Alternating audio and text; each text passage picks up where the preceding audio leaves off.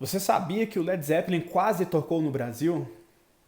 Faz bastante tempo que isso iria acontecer, mas é, isso iria rolar no ano de 75, né?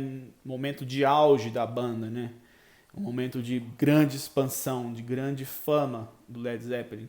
E não rolou, por motivos muito curiosos, que é o que eu vou apresentar nesse vídeo. Antes da gente passar por esse fato curioso do rock, é importante lembrar qual que era o contexto que o Brasil vivia na época. Né? Era um contexto de ditadura militar. O Brasil estava sendo governado pelos militares, então era um regime autoritário, um regime que fechava muito, né, a população para muitas questões, e uma delas é a questão da produção cultural, né, da manifestação cultural. Isso incluindo, obviamente, a música, né, e outras manifestações artísticas e tudo mais. O que acontece? Em 64, a partir de 64, a censura começou a pegar muito forte no Brasil e vieram aqueles costumes, né, aquela sensação de moralidade, né, que queria se implementar no país, é, por outras questões políticas que não cabem a esse momento, a essa discussão. Enfim, acabou que o Brasil ficou bastante atrasado no que diz respeito a produções culturais, né?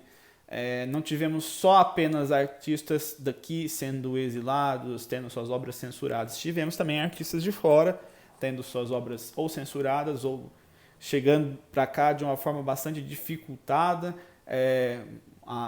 Os discos eram de difícil obtenção, de difícil aquisição aqui no Brasil e, consequentemente, também as turnês que começavam a se expandir, né? Olhando para locais que não fossem a América do Norte e a Europa, também não emplacaram por aqui, por conta desse momento turbulento que vivia não só o Brasil, mas como também outros países da América do Sul. Então foi um período complicado e que fez com que a própria popularização do rock por aqui, o rock feito da forma gringa, né, o rock não jovem guarda, vamos dizer assim, fez com que demorasse para se popularizar por aqui. O primeiro artista grande, vamos dizer assim, de rock que se tem notícia de ter feito uma turnê pelo Brasil, de ter sido uma turnê grande, talvez até maior do que o próprio tamanho do artista naquele momento, foi Alice Cooper. Alice Cooper não enquanto artista solo, mas enquanto banda, né? A Alice Cooper Band, né? Como passamos a chamar depois que o Alice Cooper formou sua carreira solo, sem os integrantes da banda que a compunham, né? O Alice Cooper ainda data da década de 60, né? Era uma banda e o vocalista era o personagem Alice Cooper, né? E até 74, 75 no máximo, não sei ao certo qual foi o momento que a banda rompeu, mas até 74, obviamente, existia a banda, e a banda veio ao Brasil para uma turnê, né? Uma turnê de 5 shows, se não me falha a apuração, porque são dados muito antigos, né? Então foram 5 shows, 3 em São Paulo e 2 no Rio de Janeiro. Um desses shows em São Paulo houve registro de ter reunido cerca de 80 mil pessoas, se não me falha a memória, no salão de eventos do AMB. Né? Fala-se salão, né? Mas era um espaço para caber esse tanto de gente, né? Apesar de que nem cabia essa galera toda, tanto que tem registro de que muita gente precisou invadir o palco para não ser esmagado pela multidão que estava lá para ver Alice Cooper Band, né? Alice Cooper com os músicos da sua banda original. Então, como se viu que existia grande interesse nesse tipo de evento e existia uma carência desse tipo de evento também, né?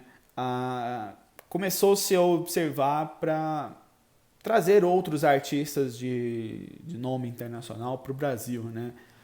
Esses artistas passaram a se interessar também pelo país, pela América do Sul como um todo, viram como uma oportunidade de expandir seus negócios, né? Música é um negócio, a gente nunca pode esquecer disso. Então, isso fez com que o ambiente, né, nacional se tornasse prolífico para esse tipo de eventos, no momento em que a ditadura já começava a dar aqueles sinais de flexibilização, vamos assim dizer, com relação, pelo menos, às produções culturais.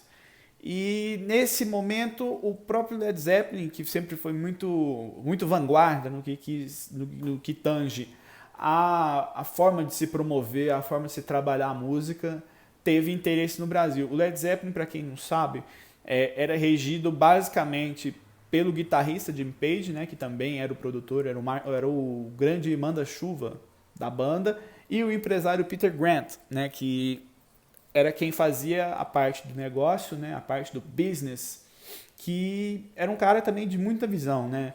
Existem registros de pessoas que trabalharam com Led Zeppelin, existem registros de biógrafos também que entraram em contato com essas pessoas ao longo dos anos, que mostram que o Peter Grant era um cara de muita visão. Para você ter ideia, o Peter Grant ele era a pessoa que, vamos assim dizer, incentivava a mística do próprio Led Zeppelin, né? O Led Zeppelin era uma banda relativamente reclusa, que dava poucas entrevistas, criava-se uma aura em torno da banda por suas poucas aparições públicas fora de suas turnês.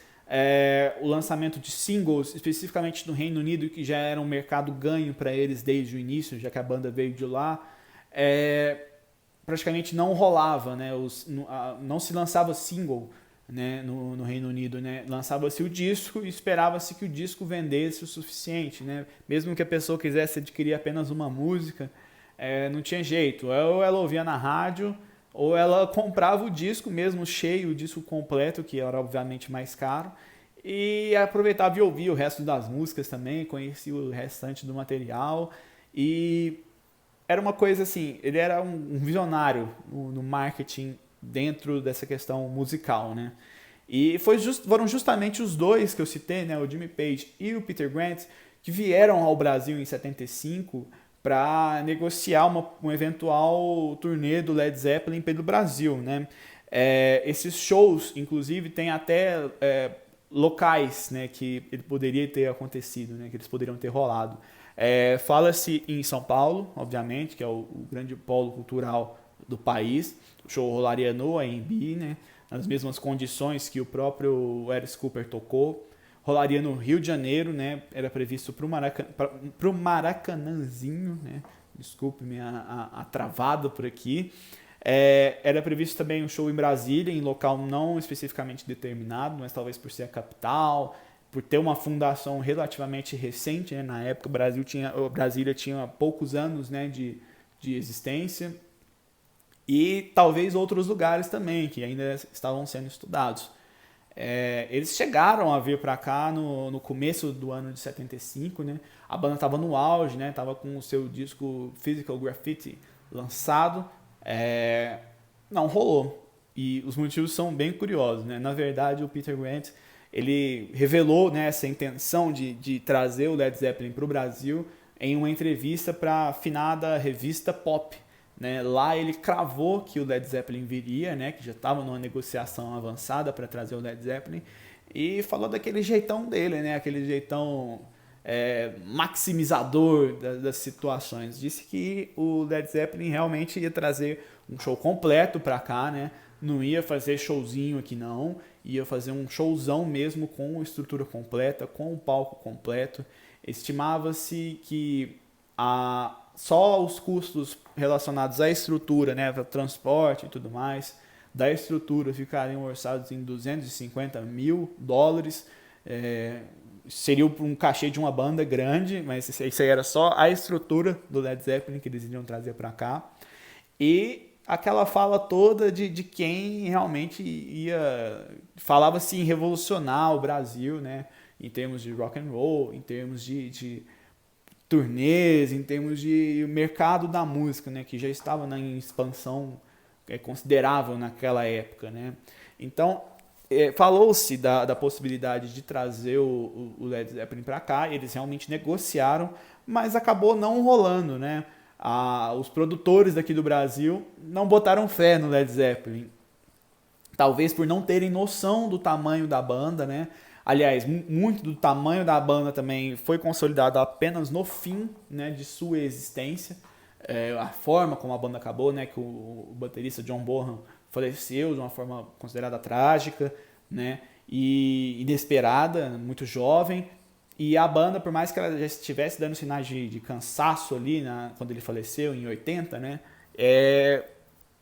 As pessoas esperavam que continuassem a rolar, né? Mas acabou terminando ali as atividades e o Led Zeppelin ganhou essa aura fenomenal dos dias de hoje, né? E é bem curioso isso, porque na época o pessoal aqui do Brasil, especialmente os responsáveis, né, pelo business, não botaram fé. Eles até poderiam ter investido essa grana toda no Led Zeppelin, mas eles teriam esse retorno, né, e um retorno até maior, né, um lucro mesmo, né, com relação a essa produção, né, que seria uma coisa que marcaria a história do Brasil e talvez teria trazido alguns shows para cá antes dos anos 80, né? Porque foi nos anos 80 que realmente começaram a rolar shows internacionais por aqui, né? O próprio Queen, antes do Rock in Rio, né? Eles chegaram a ter uma passagem por aqui. O Kiss, né? Que teve aquela passagem lendária por aqui também em 83. E acabou demorando um pouquinho, né? Para as bandas internacionais terem uma visão do Brasil. Mas não rolou, né? Faltou visão com relação ao que se teria de potencial de um show do Led Zeppelin por aqui, e acabou que o rock brasileiro também estava despontando, mas o próprio pessoal também que trabalhava nesse segmento não percebeu isso, né? Você tinha bandas, o próprio Mutantes, né, já estava bem consolidado, já tinha até acabado, a Rita Lee também estava arrebentando em carreira solo, inclusive, se eu não me engano, em 75, que foi que ela lançou o disco mais famoso dela, que é o Fruto Proibido. Você tinha bandas assim de um som um pouco mais pesado, mas que já estavam emplacando também, que era a Casa das Máquinas, Made in Brazil. A gente tinha também os Novos Baianos também, fazendo um som mais híbrido ali, mas também emplacando, bem com a cara da década de 70. Acabou que os shows que foram trazidos aqui no início da década de 80 que estimularam o boom do B-Rock, né, que é o rock brasileiro, que foi que surgiu mesmo assim, com força na década de 80. Isso é uma história bem curiosa, não sei como é que seria se o Led Zeppelin se ele tivesse vindo para cá em 75. Sei que o mais próximo que a gente teve de Led Zeppelin por aqui foi em 93, quando o Robert Plant veio, né? E já era tarde demais, assim, né, vamos dizer, para se ter noção de como seria o Led Zeppelin ao vivo. Se você gostou dessa história, peço que você deixe a sua curtida, o seu comentário, sua avaliação, deixe a sua opinião aí para eu dar uma conferida. Compartilhe o vídeo se você gostou, faça inscrição no canal. Eu queria muito que esse projeto de YouTube desse certo, que vocês pudessem me acompanhar também por aqui, não só pelos textos, né, mas também por aqui. Eu agradeço já pela atenção de vocês e espero que vocês continuem acompanhando o canal. Valeu!